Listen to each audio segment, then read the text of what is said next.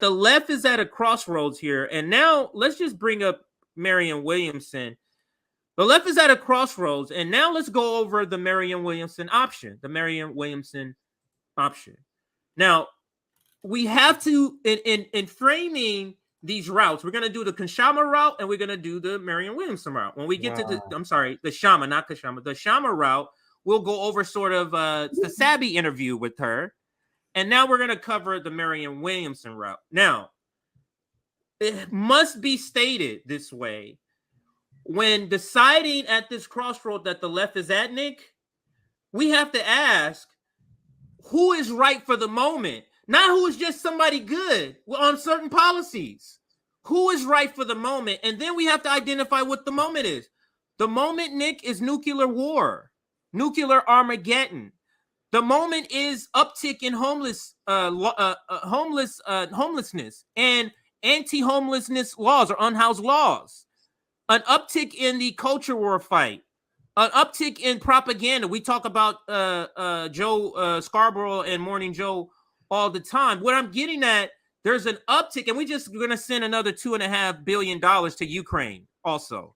So all of this is happening. So that is the setting of when we're asking, which route are we going to take? So let's listen to a few minutes of this, maybe play a lot of it, and then we'll comment more towards the end. I had for you to start off the conversation is just kind of about the state of the progressive movement in general. You know, in the post Bernie Sanders era, it seems like the progressive movement is quite beleaguered, to put it lightly, with the energy surrounding the policy proposals like Medicare for All that Senator Sanders championed quite depleted, and optimism, unfortunately, at a real low that we haven't seen, frankly, since before Sanders emerged as a major political leader in the first place. I was wondering what your current outlook on the movement is and whether or not you are optimistic that we could somehow regain some of that momentum in the near future, and if so, how? Well, certainly the progressive movement took a big hit twice in a row with the suppression of the Bernie Sanders campaign. There was such a sense of possibility, and also That's not why. Sadness, because I do think he would have won. And go ahead, Nick. I want to be quick because I want the video. Yeah, go ahead. No worries. But you said the progressive movement took quite a blow because of the Democratic Party suppression and the Bernie Sanders movement. And I was just saying, I would not agree. That's not why. Like, imagine if Bernie, after the heels of Super Tuesday, continued to coordinate with the outside game. Like, he showed up with the March on Medicare for All. They forced the vote. They continue to work with activists and put pressure on the Biden administration. Then I don't think the progressive movement would be as weak as it is now. I don't think it would be strong, but it wouldn't be as weak as it is now. It is weak because it avoided and they ignored their outside game. But let's continue the video. I mean, just in fantasy land, just imagine, and we'll continue. Just imagine that he just said, "Hey, oh, you want to do this to me? No, Obama, I'm not dropping out. I'm going to the Green Party." Everybody progressive. Imagine all the boutique people who love Bernie that would have said, "We're Green Party." You understand how different the different dynamics we would just be in a few years later, but he decided not to do that. Now let's listen a little more to her answer to this question: the state of the left. 2016 for sure. Even hearing him the other night, I don't know if you heard that speech he gave the other night on the state of the working class. It was Bernie at his best. I think it might have been his best speech. It was just extraordinary. So he's laid out the blueprint. I think that what we need to do is follow not only his plans, his ideas, his articulation, but also his character. If Bernie Sanders can get up every morning and they want us to build our movement on the coat of Bernie Sanders. Jesus fucking Christ! It's not. I want to hear more. Yeah. Okay. Okay. So I'm gonna back it up a little bit because right after this, and I want it to be a full context. She says like it's a weird uptick in her demeanor. So listen to this. Presidents, see, we've seen what it is, we've seen what it isn't, and now I think everybody's. And also, we've seen what the progressives in Congress have done and what they haven't done. Oh, you know, sorry. We've all been hold on here. I might have. This is a little tricky little thing. Okay, now it's in the right place. Even hearing him the other night, I don't know if you heard that speech he gave the other night on the state of the working class. It was Bernie at his best. I think it might have been his best speech. It was just extraordinary. So he's laid out the We're blueprint. gonna say how good his tweets are soon. I think that what we need to do is follow not only How long did you break? He gave us a great platitude written speech. Yeah, he gave a good speech, man. I'll give you that. He gave a good speech. What the fuck that matter? But go ahead. And another thing, I wonder how many. I mean, anyway, her assessment and the adjective she uses to describe the speech for the working class, like it was a great one for the working class. It feels so disconnected from her really actually knowing what the working class needs and wants. For me, plans, his ideas, his articulation, but also his character. Let's listen to this. If Bernie Sanders can get up every morning and get back in there, then the rest of us should be able to get up every morning and not just whine and get back in there. If he can get back in there every day, to me, get back in there and do what? Move people to the Democratic Party? Go out campaigning more than freaking the president to get young people to come out and lie about the freaking student debt forgiveness? Like, what does she mean by get back in there? It's really weird though to me that joke. Yeah, go ahead. Bernie Sanders ran 2 campaigns. He lost to Joe Biden, and unlike what most people would have done, who would have given up, who would have stayed on their couch depressed, Bernie Sanders got right back in the game. Right after the loss of Super Tuesday, got right back in the game and endorsed Joe Biden. Then after that, he funded Nazis in Ukraine, gave them weapons. After that first package, Nick, he got right back in the game and sent them another package. Got right back in the game. Immediately started supporting the war machine. Didn't take a moment off. You think take days off? You think the Ukrainians gonna need days off? Why you got He out here defending Joe Biden, son? You think that's easy? You think that's easy? But this is might as well be saying this. Like what she's saying. The reason why I'm joking like this is she might as well be saying this shit that I'm saying. Like what she's saying is so rich and so filled with political fan fiction. It might as well be a bit.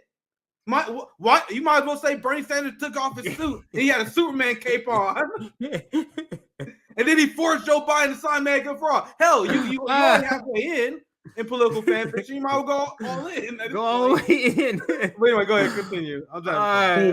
That's what it makes him the great leader that he is right now. It's characterological as much as it is issues based. I think that we've all been through a lot. We've seen the Biden presidency.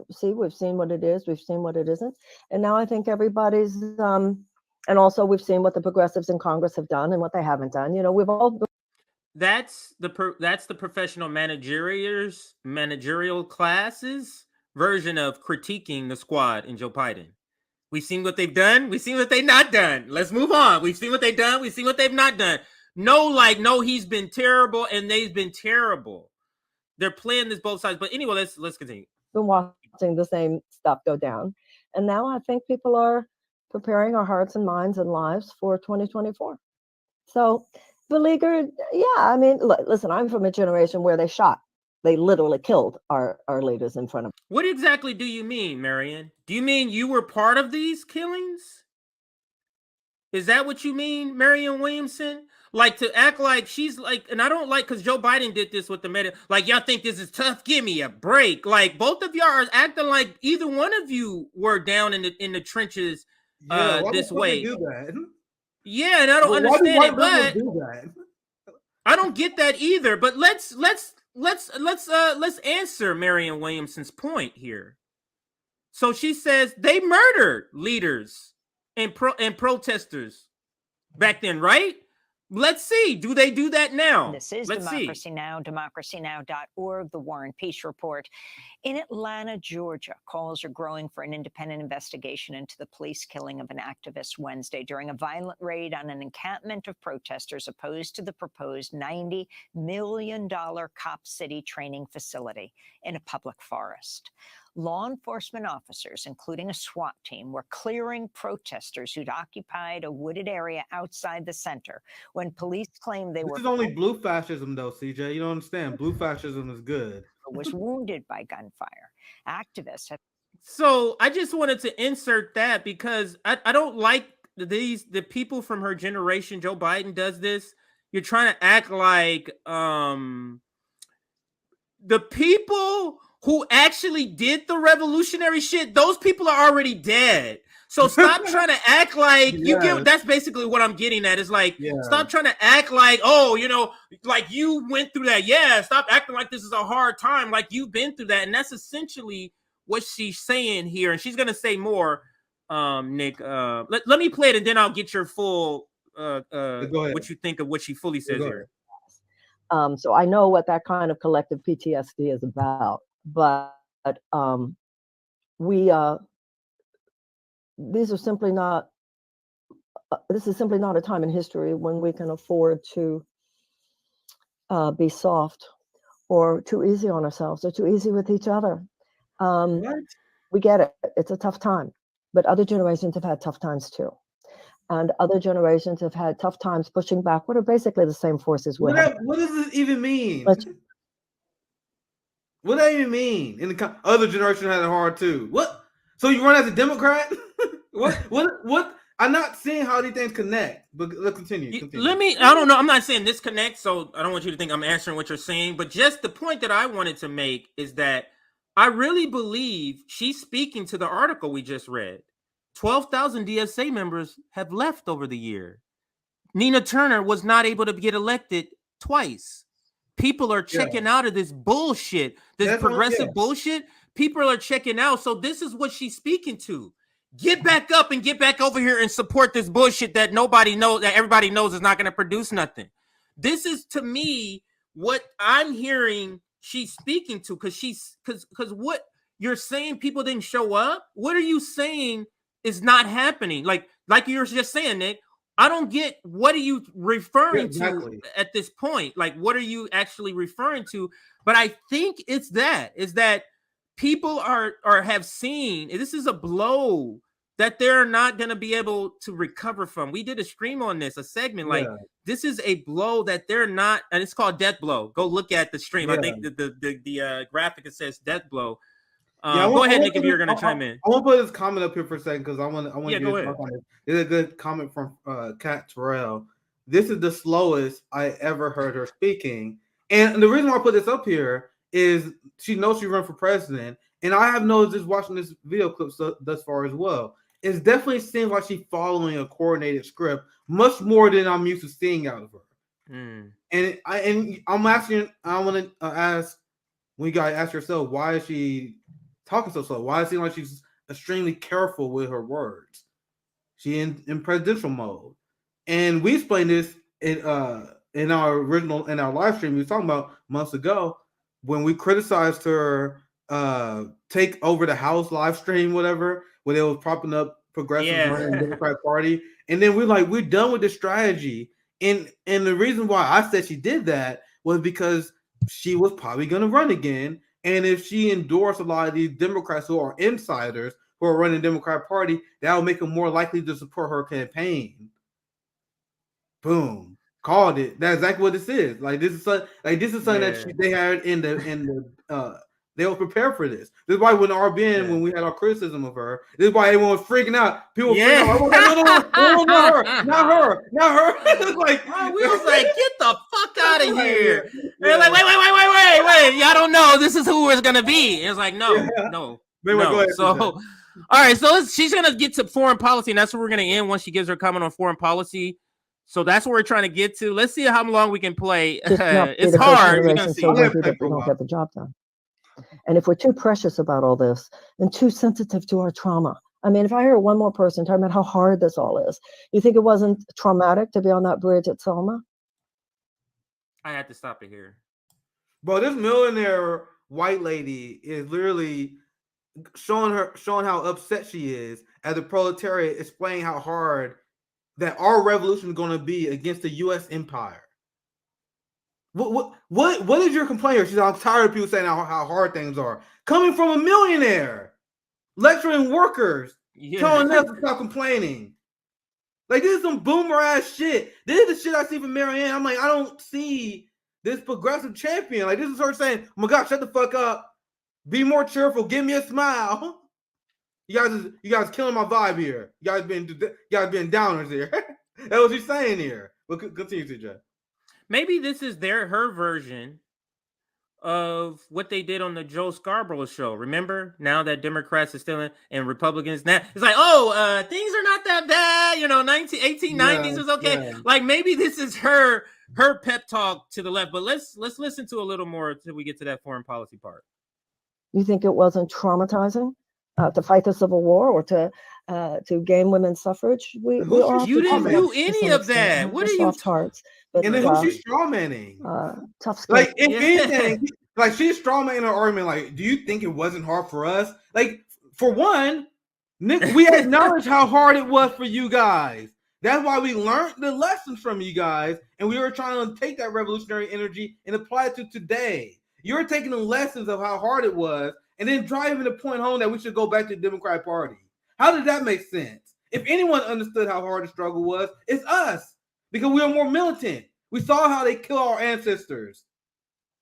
If anyone, you're the one that's like, you one who forgot how hard it was, apparently. But sorry, I want to hear a foreign policy. Yeah, I'll let it go for a while. Let's see. We'll see. We don't know. I forget what she says. We'll see how long we can go right now, and we've got a lot to do. Thomas Paine's line: "These are the men that try men. The times that try men." The quoting of people, that is, I wish white people in general stop doing that, quoting these old colonial figures. Like, young people understand these are terrible people. Now, I'm not saying specifically the person she's quoting. I'm just saying to stop. Yes, appeal to authority. Winston Churchill. Nobody cares about these terrible people.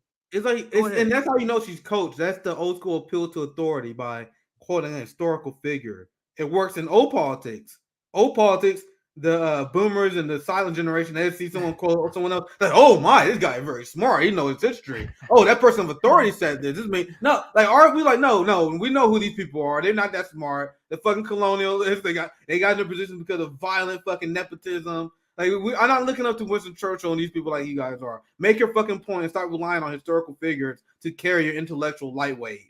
But continue. That's perfectly said. Perfectly Souls. said. Yeah, they are. We get that. And now let's get on the move and do what needs to be done. That's how I see the work of our generation.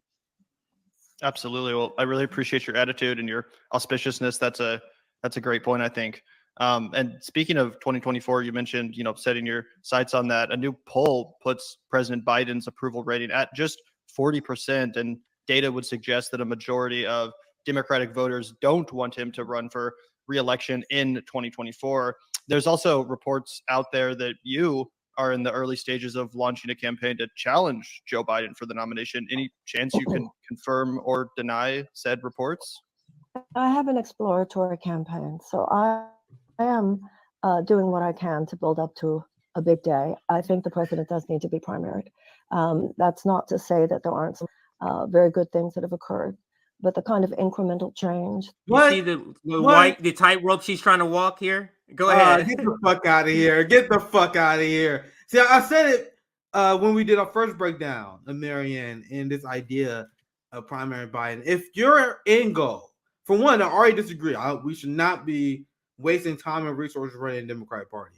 But if you're doing that with the end goal of saying that Biden or whoever the nominee is better than the Republicans, thus we must vote for the Democrat. If that's the end path, if you running leads to that, I am not interested, right? So now, not only that, she committed another cardinal sin where she says, there have been great things that happened under Biden. Wait, pause. So, also, if you're going to do this thing where you run in the Democratic Party, we're not doing this thing where you praise these corrupt, incompetent politicians. The second we see that, no, not doing it. That showed me, that first sentence she says showed me she's unserious about what the fuck we have to do. When she's not right for this moment. Yeah, go ahead. She's simply not built for this moment. This is this is Jimmy Carter era. She feels like a Jimmy Carter candidate to me. Like, if she would be to replace Jimmy Carter. Yeah, today, no. That the president represents, to me, is not the kind of fundamental economic reform that is necessary in order to get this country back on track. You know, there's a lot of talk about the destruction of our democracy. He's corrupt. You see the weasel Which is words very that people say? Like, what she's doing right now, and more people say, oh my God, she sounds stronger than Biden. To me, she doesn't. She said, yeah, I know Biden, he doesn't believe in the same, he got an incremental change. His economic approach is not exactly where we want it to be. These are a long way to say, to avoid saying he's corrupt. He worked for Wall Street. He worked for the military industrial complex. He don't give a fuck about you. You see how long she has all this long bullshit she had to say instead of saying that? This is the weakness on the left we got to be done with. Like, we need to be able to identify our enemies, not this weak shit. Oh, we disagree with their incremental approach. No, fuck that. They are corrupt. Okay? They take money from corporations. That's why they do what they do. But let's continue the video. And that's why she's not built for this moment. The destruction of our democracy through voter suppression, destruction of our democracy through undue economic influence, undue destruction of our democracy through election denial, etc. But I think we have to face the fact that our democracy has been. She's in presidential mode. She's in presidential mode, sir. Go ahead. Oh yeah. By the way, another thing. This goes for even third parties. If you're repeating January 6th. Oh my God, Republicans are electing our shit, not interested. She's literally, and I'm sorry I keep cutting it off, but literally every minute she keeps every minute she keeps hitting my red line. Like, all right, nope. Like I didn't see this video. I went this mode with an open mind. I did not see this clip yet. This CJ segment. So I went this with an open mind. She already hit like a few red flags for me. Anyway, let's continue. Wounded and has been in a destructive phase for the last 45 years. If you are functioning as a plutocracy, which we now are for all intents and purposes, we have moneyed interests, particularly corporate moneyed interests, that are our bottom line. The will of the people is not the bottom line in terms of policymaking in America today. That's a democracy. A representative democracy is when your lawmakers represent the will of their constituents in their own conscience. Today, Congress is a system of legalized bribery. It's less about the will of the people, or even the safety of the people, or the well-being of the people, or the animals, or the planet. It's all about short-term profits for huge corporate entities. So that's the destruction of our democracy that we need to worry about. That is the ways in which our democracy. The corporate angle is her strongest point, but guess what? That's not the top priority. Corporate corruption, not when you have nuclear war coming. She's weak. She would be a terribly weak candidate. Terribly weak candidate. If the end goal, if this path ends with you endorsing the corporate party, you saying this actually serves as PR for the Democratic Party. Do you guys understand? Yes, this sounds good. But what does this mean in the long term when she endorses the Democratic Party? So she says that corporations have influence over our government, that big money is corrupting politics, but she endorsed the Democrats. So that's in the message. Oh, not them though. So it'd be better if you didn't say this shit. Because now what you do by saying this and then endorsing Democrats, you're whitewashing them. You're giving them credit that they don't deserve. Because people see, oh, she's against corporate corruption. She endorsed Joe Biden. That's the scam. That's why we can't do this anymore. There's a fundamental hypocrisy that we cannot build a movement on. Let's go ahead, CJ. Yeah, and this contradiction is so glaring that this is where I'm saying we're at a crossroads where there's a decision that needs to be made by you as a leftist, if you call yourself that. There's this route, and then there's the Shama route. You're not a democracy, except in name more than not. So it's not just Biden who needs to be challenged. If you can say on any particular. One quick point, I'll get back to that. If you can say that we're not a democracy because of corporate interference, why are you so upset with election deniers? Because I acknowledge that we're not a democracy. I question our election because our primaries are rigged. So why is questioning the election? Why is that a cardinal sin if you acknowledge we're not a democracy? See, there's contradictions in shit she says. But let's continue. A candidate that needs to be challenged. The entire neoliberal system needs to be challenged. This 3-year aberrational check needs to be challenged, and I'm eager to articulate and effectuate that that change and that disruption in any way possible. Yeah, that's so well put. And just to follow up on and kind of hone in on a specific element of that, you mentioned a few times that you believe that Biden needs to be primary, and exploring potentially doing that on your own. And as you did in 2020, you ran for president. Recently, the Democrats have put forward, and I believe recently signed and ratified the DNC changing the schedule in which case the primary voting occurs. We saw, as obviously you did as I'm well. gonna move it forward just for the sake of time for her to get to the next question. I don't care about the and say, no, DNC this whole stuff. thing, this whole thing needs to be challenged. And I'm trying to get right at the edge of her end. Okay. Mentioned. And Marianne, we asked our audience members some questions that they had for you, and one of the big ones we got from our audience was the idea of, yes, they're excited about you running in the Democratic primary. They want someone to challenge Biden, whether it's you or another progressive. People want that. But there's also an awareness, I think, that the DNC is going to do anything and everything to stop any anti-establishment progressive. I mean, you just accurately described our system as a plutocracy. That's not going to stand in the Democratic Party. Even I still think it's worth pursuing regardless of that fact, but a lot of people are pessimistic about them treating you fairly, or any anti-establishment progressive option fairly. And for that reason, a lot of people were wondering if you would have any interest in pursuing a strategy known as a dirty break, which is if you're and we're going to end this on this question here. A dirty break. Let's listen to her answer. Attempt to secure the nomination is unsuccessful thanks to their efforts to rig it or to treat you unfairly. Is there any chance you would then pursue a third party challenge after the primary ends? Continue this resistance to the corporate duopoly from outside of it. When the Republican debates were happening, I think in 2016. And all those Republicans were up on the debate stage, one of the moderators said to Donald Trump, well, if you don't win the nomination, will you still support the Republican nominee? And you might remember what his response was. It was, depends on how you treat me. Right. So now we're taking advice from the fascist Donald Trump. Now we're taking election campaign advice from Donald Trump, and that is the Marianne Williamson route that we have. If we're talking about the routes we have right here at this crossroads for the left, but the fact that she was not able to just say, absolutely, I'm doing that, this I'm gonna leave it open kind of thing. No, that to me, that's my no come from. Go ahead, Nick. I hate that answer. I hate that answer. You guys want to know why? Look, depends on how they treat me.